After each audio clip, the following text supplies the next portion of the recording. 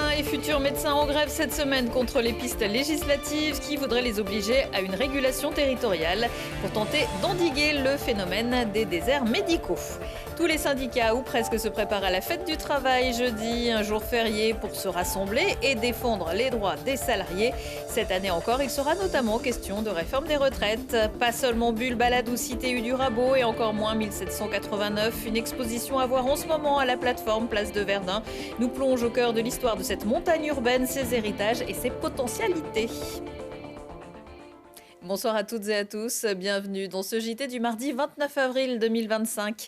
Du lundi au vendredi à partir de 18h, l'essentiel de l'actualité du Grand Grenoble. Mais on commence par un anniversaire. L'association des femmes élues de l'Isère fête ses 80 ans. Elle est née dans la foulée du premier vote des femmes le 29 avril 1945. Lors de ces élections municipales, 294 femmes seront élues conseillères municipales en Isère, qui décideront donc de former l'ACMI, devenue AFEI.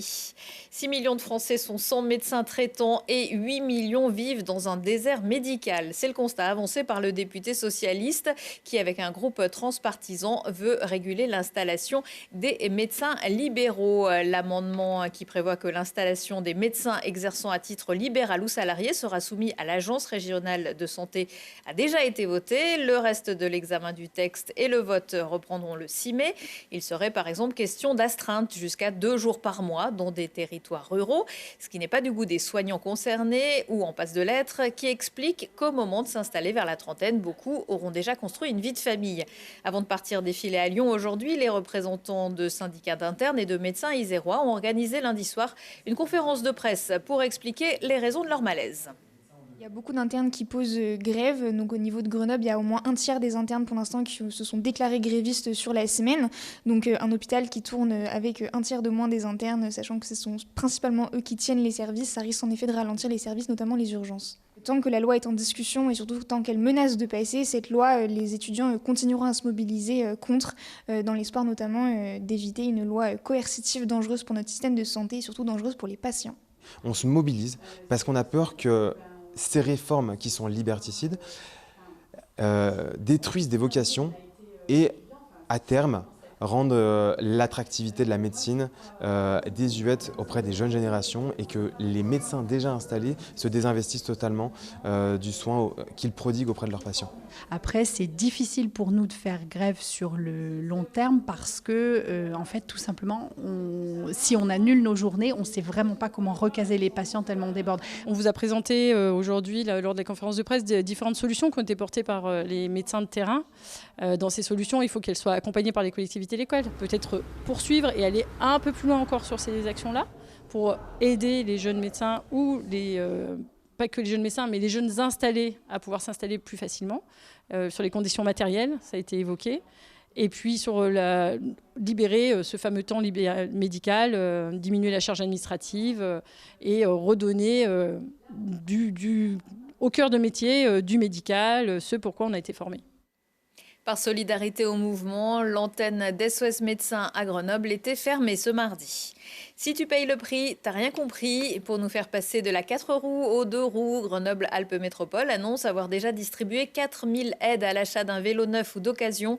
Une aide sous condition de ressources qui peut aller de 175 € pour un 2 roues classique à 1500 quand même pour un cargo à assistance électrique. Ce sont d'ailleurs les VAE qui remplissent le gros des demandes à 90%. La demande doit se faire avant l'achat qui devra avoir lieu dans un commerce ou une association partenaire. Toutes les infos sur le site de la métropole, grenoble-alpes-métropole.fr. Le vélo, c'est bon pour le porte-monnaie et la santé à condition de respecter le code de la route. La CGT MTAG tire la sonnette d'alarme. Les accidents mettant en cause des trottinettes, des vélos et des trams sont de plus en plus nombreux. La semaine dernière, un jeune homme au volant d'une trottinette était gravement blessé après une collision avec le tram A. Chaque conducteur de tram éviterait une dizaine d'accidents par jour, source de stress. La CGT demande à sa direction, associée au SMAG et à la métro, de lancer une campagne de communication pour rappeler les bons comportements à adopter. Pas de risque d'accident le 1er mai puisqu'aucun bus ni tramway ne circulera ce jour-là. Parce que oui, le jour de l'année le plus important pour les syndicats, c'est la fête du travail. Jeudi à Grenoble, le cortège partira à 10h de la gare, direction l'Anneau de Vitesse, dans le parc Paul Mistral. Les syndicats annoncent une forte mobilisation pour ce rendez-vous qu'ils souhaitent placer cette année sous le signe de la paix et de la justice sociale, même si la réforme des retraites est toujours au menu. On a un gouvernement qui, en parallèle de casser les conquis sociaux, est en train de promouvoir la surenchère guerrière, en soutenant la politique aussi de l'Union européenne que de débloquer 800 milliards d'euros pour l'économie de guerre, envisage de débloquer plusieurs milliards d'euros pour le ministère des Armées. Cette année particulièrement, encore une fois, on va défendre pas juste les travailleuses et les travailleurs, mais on va défendre en intersyndical les conquis sociaux qui sont durement attaqués par le gouvernement. Le contexte est extrêmement anxiogène, le contexte actuel, qu'il soit national ou international. Rappelez que le gouvernement actuel est un gouvernement, on va dire, issu d'une minorité à l'Assemblée nationale, qui ne reflète pas du coup le vote des citoyens de manière générale. Ça rajoute effectivement, on va dire, au côté anxiogène. Je regrette juste qu'effectivement sur le 1er mai, on ne soit pas en intersyndical total, puisqu'il manque 3 organisations syndicales représentatives, et notamment la première au niveau national. Le climat et la situation générale doit permettre à un moment donné d'être dans la plus grande unité pour pouvoir contrer les décisions et la volonté d'un gouvernement, j'allais dire illégitime, qui va encore plus loin que les prédécesseurs. Et si on prenait la Bastille avant d'aller battre le pavé, lieu incontournable de Grenoble, la Bastille a d'abord été un fort stratégique avant d'être l'une des balades privilégiées des habitants et des touristes avec ou sans téléphérique. Passé, présent, avenir, une exposition à la plateforme dans l'ancien musée de peinture Place de Verdun se penche sur cette montagne urbaine et ses constructions. Margot Vacherouf. La Bastille, comme vous ne l'avez jamais vue. C'est la promesse faite par la nouvelle exposition installée à la plateforme, intitulée Bastille inédite, rabots insolites.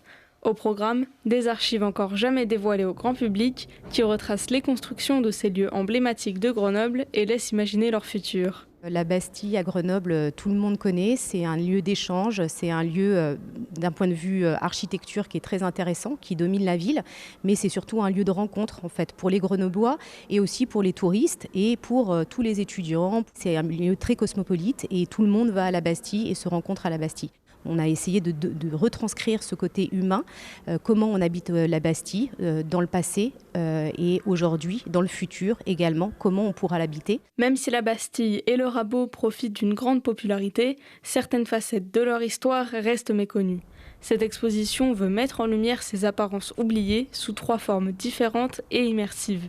La Bastille est relativement présente dans l'ensemble de l'histoire de Grenoble et donc c'est une visite entre des documents inédits, des endroits pas connus, des histoires moins connues de la Bastille. C'est l'idée de se dire que la Bastille qui est là sous nos yeux tout le temps quand on habite Grenoble, en fait, cache à la fois un nombre d'histoires incroyables, des endroits qui sont peu connus, mais aussi est un espace de projetation où on a envie de penser son devenir, en particulier pour la cité du Rabot. En plus des cartes militaires du XVIIIe siècle, de la photo aérienne de la ville disposée au sol et de la maquette du fort du Rabot, l'installation propose aussi aux visiteurs d'apporter leur pierre à l'édifice. Il est possible de transmettre ses propres photos de la Bastille au musée qui se chargera de les exposer au milieu des tableaux. Mais le sujet principal de cette présentation est de réfléchir à l'avenir du fort du Rabot qui sera prochainement vidé de sa résidence universitaire. Dans le bas du Rabot, on serait plutôt dans une dimension encore urbaine, avec des usages assez importants. Et plus on monterait les pentes, et plus on rentrerait dans la partie plus sauvage, plus naturelle, du végétal, de la roche. Donc le Rabot se veut être aussi peut-être une place d'observation de la biodiversité à l'heure du changement climatique. L'exposition ne s'arrête pas au mur de la plateforme puisque des QR codes ont été disposés sur des panneaux le long du chemin montant à la Bastille.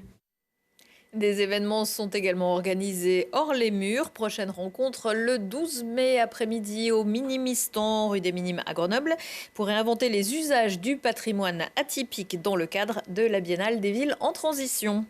Dans l'agenda également du théâtre d'ombre à la Bobinette. La Bobinette, c'est quand la bobine du parc Paul Mistral se transforme pour les petits et les grands enfants. Rosa Lune, c'est la rencontre du conte, du théâtre et du violoncelle qui nous immerge dans un village où tout est possible.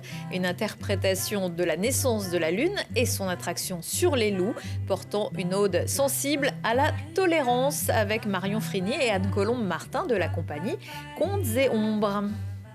Il n'y a pas d'âge pour aimer le cirque. Le 6e festival court-circuit organisé par la compagnie grenobloise Vitanime s'est installé pour les vacances dans le parc Lesdiguières à Cessiné-Parisé, sous un chapiteau pouvant accueillir jusqu'à 250 spectateurs. 10 spectacles différents, une quinzaine de représentations de compagnies émergentes et pros en après-midi et en soirée, et le cabaret avec un spectacle de plus de 2 heures samedi et dimanche. Le 30 avril, c'est la journée internationale du jazz, initiée en 2011 par l'UNESCO. Venez la célébrer par exemple lors d'un concert gratuit qui aura lieu à partir de 19h au Rocky Pop, rue de Strasbourg à Grenoble. Mr. et Mrs. Brown, un duo chic qui fusionne le vintage avec le moderne, vous plongera dans une ambiance électro-swing énergique à mi-chemin entre lounge et pop. Mi-chemin entre lounge et pop, retrouvez Thibault Leduc aujourd'hui aux manettes de Si on parlait. Il reçoit un ancien dealer grenoblois qui vient de sortir un livre sur le trafic de drogue à Grenoble dans les années 90. Un récit sans concession, comme on dit, qui apporte un éclairage inédit au cœur du système dans un milieu qui n'aime pas trop la lumière. Retour de l'actu dans 1 heure et en replay sur télégrenoble.net. La météo à suivre dans une poignée de secondes. Je vous souhaite à toutes et à tous une excellente soirée.